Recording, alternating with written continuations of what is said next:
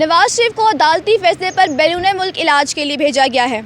شہریوں سے جانتے ہیں کہ وہ کیا سمجھتے ہیں کہ نواز شریف کو بیرون ملک بھیجنے کا فیصلہ درست ہے یا غلط۔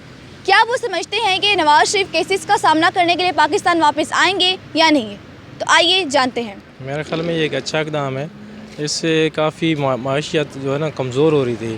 سڑکیں بلاک ہونے سے ہماری جو عوام ہے ہم سب مشکلات میں تھے۔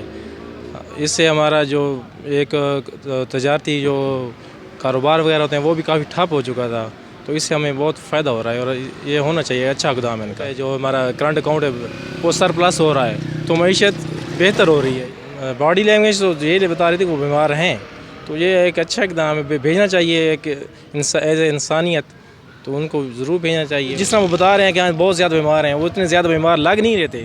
راستہ بند کرنا جڑا نا وہ تو ویسے بہت غلط ہوتا ہے۔ یہ اچھا انہاں دی سوچ ہے جڑا کھول دیتا۔ اگر باہر بھیج دیتا ہے غلطی کوئی نہیں، باہر پہلے بھیج دینا چاہیے سی۔ نواز شریف انتہائی قسم کا بیمار ہے، اگر انسان ہوئے گا واپس آئے گا، ٹھیک ہو گیا تو واپس آئے گا۔ فیصلہ درست اس لیے نہیں ہے کہ غریب لوگ جو جیلوں میں پڑے ہوئے ہیں کیا ان کو بھی باہر بھیجا جاتا ہے؟